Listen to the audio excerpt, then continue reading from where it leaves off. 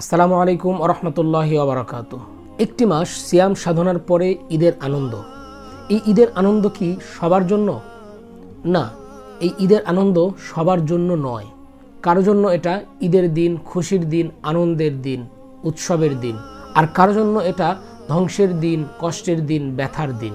এই দিনটা ধ্বংস, ব্যথা কাদের জন্য? রাসূল সাল্লাল্লাহু আলাইহি ওয়াসাল্লাম বলেন, রগিমা আনফু রাজুলিন দাখালা আলাইহি রমাদান সুম্মান সালাখা ক্বাবলা আন ইগফারা লাহ। যে ব্যক্তি রমাদান পেল, রমাদান পাওয়ার পরে এই রমাদানটা আবার তার কাছ থেকে অতিবাহিত হয়ে গেল তার গুনাহ মাফ না করিয়েই, এই ব্যক্তি ধ্বংস হোক। সো বুঝতেই পারছেন, যে ব্যক্তি রমাদান পেল কিন্তু তার গুনাহ মাফ করিয়ে নিতে পারল না, তাকওয়া অর্জন করতে পারল না, মুত্তাকি হতে পারল না, এই ব্যক্তির জন্য এই দিনটা ঈদের দিন নয়, এই দিনটা তার জন্য আনন্দের দিন নয়, এই দিনটা তার জন্য ওয়াঈদ, এই দিনটা তার জন্য ধ্বংসের দিন। আর এই দিন কাদের জন্য আনন্দের দিন?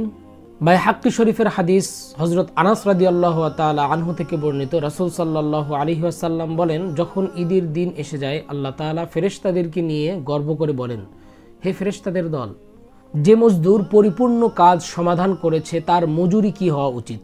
ফেরেশতারা জবাব দেন, আল্লাহ, যে মজদুর পরিপূর্ণ কাজ সমাধান করেছে তার স্যালারি, তার প্রতিদান তাকে পরিপূর্ণরূপে দিয়ে দেওয়া উচিত। আল্লাহ তাআলা বলেন, আমার বান্দা এবং বান্দীদের উপরে যেই ফরজ বিধানটা দিয়েছিলাম এটা তারা পরিপূর্ণ করেছে।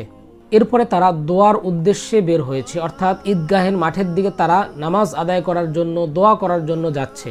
আল্লাহ তাআলা বলেন, আমার ইজ্জত, আমার সম্মান, আমার বরত্ব, আমার উচ্চ আসনের কসম, আমি তাদেরকে ক্ষমা করে দেব। আল্লাহ তাআলা ঘোষণা করে দেন, ইরজিউ ফাকাদ গফারতু লাকুম ওয়া বাদদালতু সাইয়্যাতিকুম হাসানা। আল্লাহ তাআলা ঘোষণা করে দেন, হে বান্দা বান্দীরা, তোমাদেরকে ক্ষমা করে দিলাম এবং তোমাদের গুনাহগুলোকে নেকি দ্বারা পরিবর্তন করে দিলাম।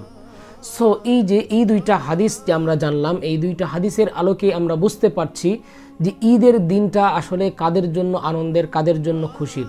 কিন্তু মনের মধ্যে একটু অনুশোচনা নিয়ে আসে না যে এই রমাদান মাসটা আমরা কিভাবে কাটালাম? আমরা কি আল্লাহ তাআলার কাছ থেকে গুনাহ মাফ করায় নিতে পারছি? আল্লাহ তাআলার সন্তুষ্টি অর্জন করতে পেরেছি?